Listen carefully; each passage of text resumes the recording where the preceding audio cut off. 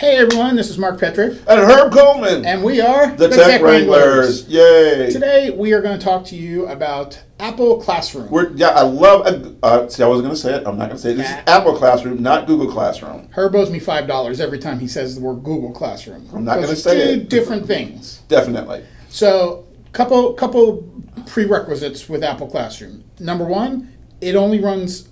To set up the class on Apple Classroom, it only runs on an iPad. Yes. To have your students join the class, it only runs on an iPad. So the main part of that is it only runs on an iPad. So you can't use your iPhone with it, so that's kind of a downer. But it's still kind of a great thing. Now, I do want to say that Apple Classroom is not totally new. It came out a couple of years ago, but before, you had to set it up with an MDM. Somebody like Mark had to go behind and register your classroom. What's changed is with 10.3 iOS, now you no longer have to register it. You can set it up yourself. So this works great. It's very easy to use. It gives you control over the students that have connected to you, so you can lock into a lesson or something like that. So what we're going to do here is we're going to go through. We're going to set up a class. We'll talk to you a little bit about the levels of control that you have. We'll talk to you about how your students will join a class. We'll talk to you about the instructor functions that you can use in Apple Classroom, and then we'll talk about shutting down the class or leaving the class. So there we go. So to get started, first of all, you download Classroom if you haven't already from the Apple Store. And it's worth noting there, if you go to the App Store and you search for Classroom, there's multiple things that come up, but you get both Classroom from Apple and you get Google Classroom. Don't confuse the two. You right. Notice the icon that we have on our screen here. It's a little orange icon that just says Classroom. Yeah, so this is the one that we want right here, this orange one. So we'll go ahead and start into that. And when you first start into it as a teacher, this is what you see. It's like, boom, blank. And it's very simple, though. So you just want to create a new class, obviously. So this is our new class. And you can change the color or whatever. We'll make it that. No, that's too A&M-ish. I think we need to do a ribbon by purple. There we go. So now we have a new class. But look what it says about a new class. Like my summer class right now, no students. So we need to do something about that. So when you set up your class, you see this is your tablet there, your dashboard, and it's got 7 different little features that you have to it. And then when you add students, they will populate across the top with those little head bob figures there.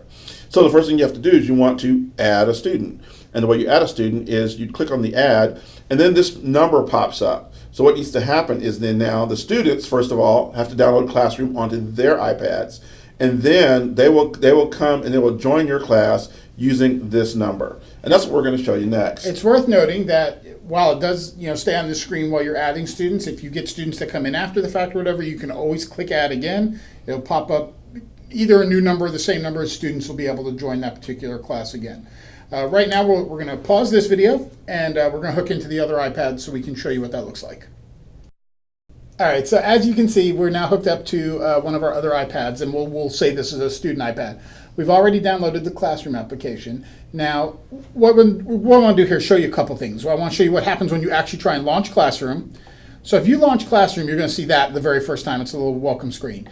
But then what it's going to do here is it's going to want you to give teacher information, i.e. it thinks you're trying to set up a class. So this is not how a student will go about joining the class. So what we're going to do is we're going to come out of this. Oops, hold on. We're going to done. And we're going to go into settings.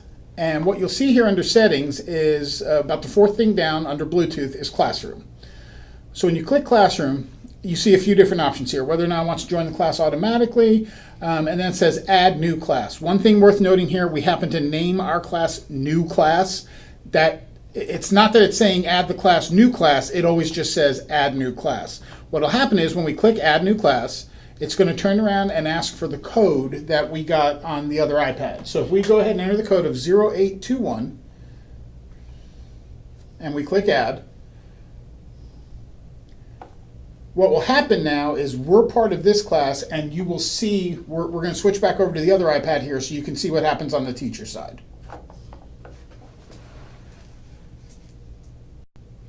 So now we're back at the teacher iPad, and this is what the teacher sees when we tried to join from the student on the other side. You see it has MP, that's the Mark's Petrick's from the iPad that he was on. And what I'm going to do here is just so you can actually see this pop up on another iPad, is I'm going to join the class again with a secondary iPad that we have in here. So what will happen is you'll see what actually pops up on the teacher's end. And there's my student 1 also coming in there. So now I have 2 new students, so I'm going to add them. And yay, I got 2 students. Yay, my class is going to make now. So we now have a class. And your big question is, so what do we do with the class now? So first of all, take some notice of, see what happens. Look at what it says right there by each of them. It says MP, and then you see the little icon of the settings. It says SO, and you see the little icons of the settings. That's what they were on their screen. And if you look at the top part, it's telling you what they were on. So you can see what app they're in right now. It's telling me right now what app they're in. So with a quick glance, just for them joining my class, I will know what apps you're in. You see Mark's up there changing apps left and right, and so I can see he's like a typical student going through all these different things, whereas my settings student, my student 1 is just still sitting there in settings. He probably needs to get out of settings and go to something else. He was diligently waiting. So, now, going left from right, we already saw. So first thing, if another student wanted to come in, or if I wanted to add another student, I could click the add button, and you can see it gave a different number. So now if a new student wanted to come in, they could add that number, and then we could add another student. One of the interesting things that you want to do, the reason why you would even possibly have the classroom thing, is that you want to share an app with your students, and you want to either show them that app or have them work together with you in that app. And the way that you do that is you hit the open button there. And here's the key thing. Whatever apps you select, these are the apps that are actually on the teacher iPad. You need to make sure that the same app is on the student iPad. So if I were to select, Blink Photo, I don't think my students have that on their iPad. Select it. Let's show them what happens. Well, let's select it. So I select Blink Photo, and I can then, it says, right there it tells you, not installed. So can't do that one. So I'm going to retry. I'm going to done, go back and do it again. Now, what we do have on both of these iPads, on all of these iPads, is iBooks. So we can go to iBooks. So I want to show them a book. Or there's a book that I want them to use. Or maybe I want to show them iBooks. And so what it says is iBooks is open now on the 2 iPads. And then, I can now open iBooks on this iPad. And then show them, my great little origami books here, free tech tools. Let's go to that one. That's what I wanted to show them, was tech tools for teachers. And so now they're opening, and I can say, go to whatever and open tech tools for teachers. They have to download it first. But basically what's happened on their iPads is they've gotten books open on theirs. And so they're just in the books app, and I could now tell them how to do the books app, or how to, if I want to go back to the library, The thing to remember with all of this is whatever it is you want to do with them, or whatever app you want them to open, or anything along those lines, they have to have the corresponding thing on their program, iPads. book, whatever, on their iPad also. Right. So if I want to go to featured, so like this is what they're seeing on their iPad at this point, is that they have whatever popular books are out there, and I can tell them to go to whatever and find whatever book that I want them to download or whatever. And so if this is now we would be working an app together. Now when I go back to my little teacher thing, it tells me what they're in, and as I'm monitoring them, if they were to change to a different app, I would know that.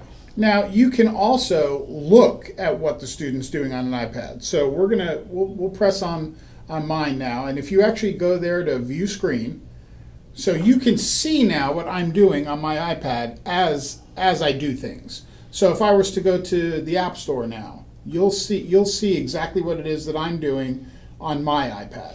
So there's a slight delay, but I'm now viewing screen on Mark's iPad, so I can say, he looks like he's trying to download a Star Wars game. We're supposed to be looking at books right now, and you can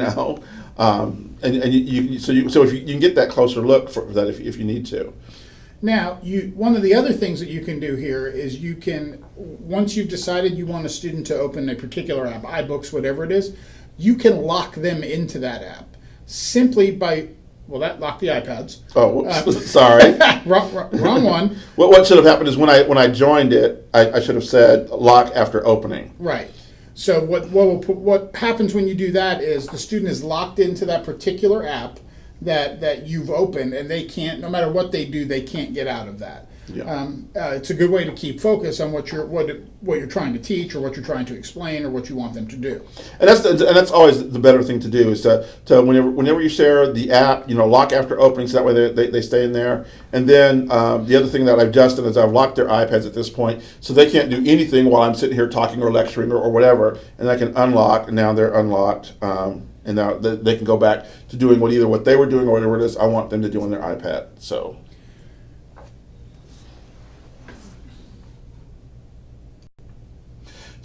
back to the teacher station here, looking from the teacher's point of view of all the different things that you can do. We're going to go through the whole menu thing. The next one we were going to show was navigate. And so navigate, you notice it pops up and it says you can navigate is a little bit like open. Actually, it's a lot like open, only it lets you open to a specific item. Now, the same thing is true. It's like if I were to do books, they'd have to have that same book on their iPad, and then I could open to whatever page or whatever in that book. Safari is a little bit easier. What it does is it brings up your menu of your bookmarks, so you can share any of your bookmarks that you have. So if you're going to navigate, you need to make sure that you have that bookmark already in you bookmark that page, and then you can go here. And I can say like right there. And what that'll do actually is that will open. In this case, it opened the ACC homepage, which you can in turn open on the instructor's pad here. But it doesn't lock the student into it. Like if you navigate the page here, it doesn't navigate the student's iPad or anything along those lines. It just basically gets them to a page. They can still pop out of this. They're not locked into it or anything along those lines. So at this point, I could talk to students through it and say, go up and click on course schedule, and then click on this semester, and then to find whatever like that. I could talk them through it and kind of, and then they could do it on their page, and then of course I could go back to classroom. And here's the neat thing: I can see, I can pull up each of theirs and see what's on their page. I'm going to jump ahead just real quick. That's interesting. I'm going to jump ahead for a second and hit screens here. And what screens does, it shows me what they're doing. So I have a miniature aspect of that where you can kind of actually see, what they're doing while so you can make sure that they're kind of keeping up if they're not keeping up. So you can kind of look at that a little bit. So. So Navigate doesn't have the same lock-in feature as Open does. So if you want to lock the student into what you're actually doing, you actually want to open the app, and then once you find the app that you want to open, make sure you flip the little switch at the bottom, lock in app after opening.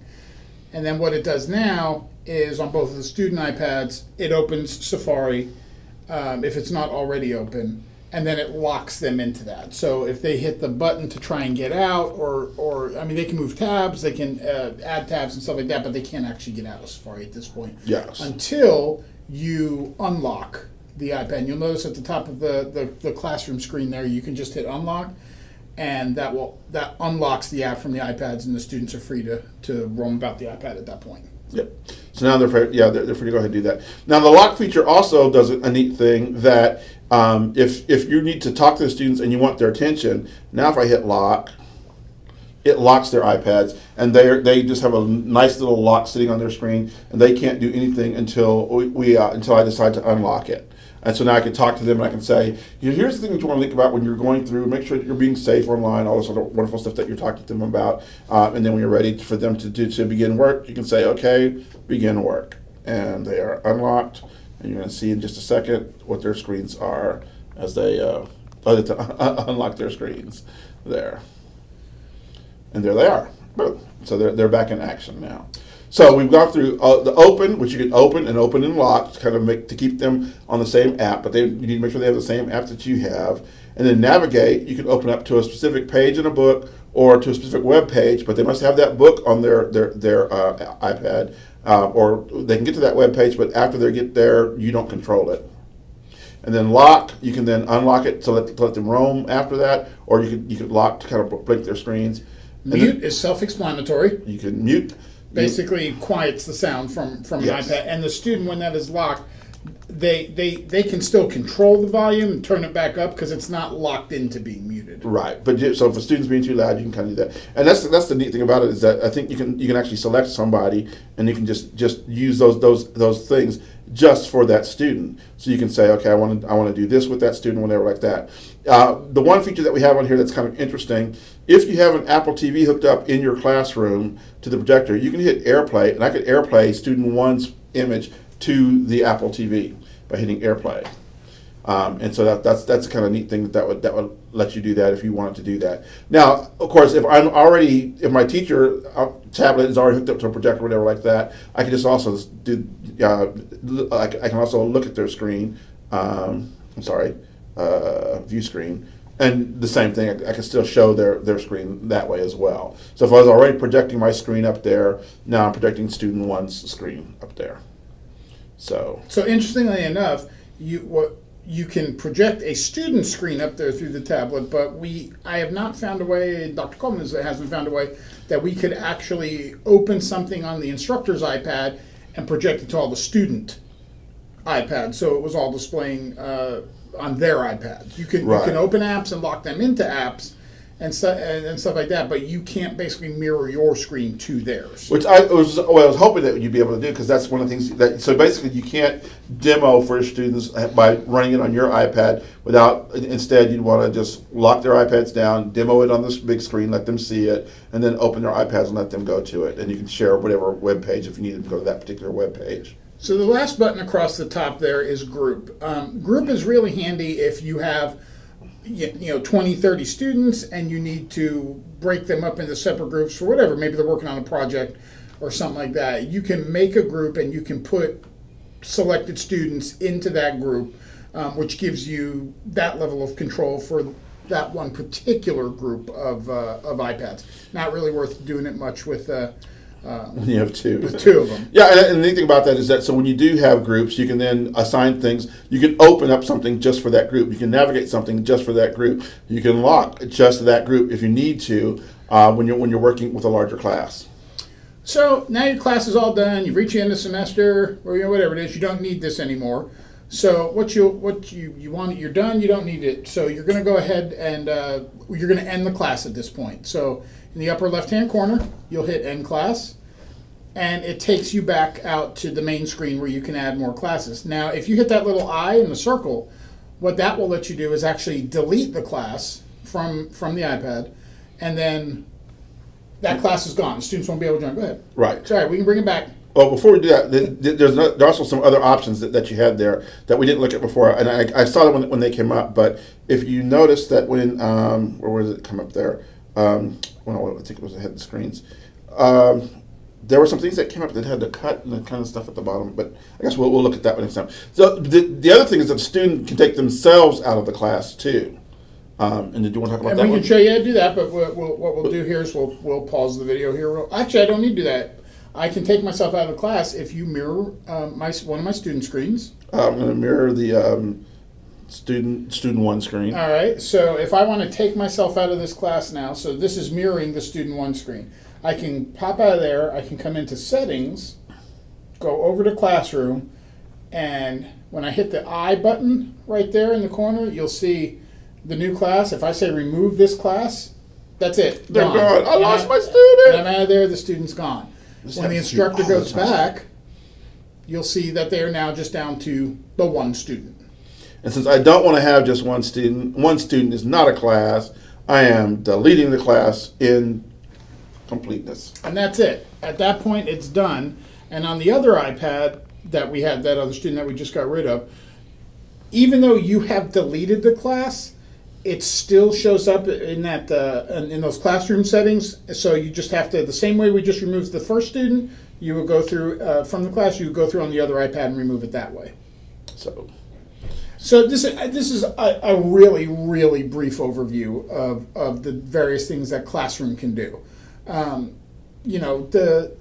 Where you really start seeing benefit, excuse me, where you really start seeing benefits here is when you have a class of 20, 30 plus students, and you can get them all to have the same app and stuff like that. Getting them locked into what you're trying to teach, there's a huge benefit for you. Mm-hmm.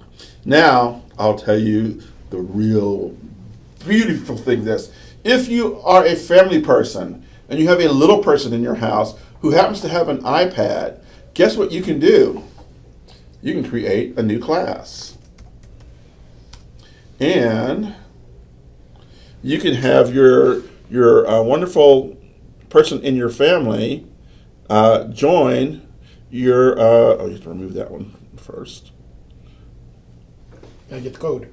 Oh, we need to the thing. So let's give them the code, and we're going to add a student. And now this student's going to add that one. Oh, so let me correct something that we said at the very beginning of all this. We said initially that it's always going to say add new class. And I just realized that that's not the case, because Herb created a class called Home, and instead of saying add new class, it said add home. So it does recognize the name of the class when it's out searching for what's there on the wireless. And so now that my new student, my lovely little child at home has added, I have them in a class at home, I can now hit screens, and guess what? So now whatever my wonderful little person is doing on their iPad, I can know what they're doing on their iPad at any given time. One, it tells me what they're on. It tells me if they're on home screen, or it tells me if they're in iTunes.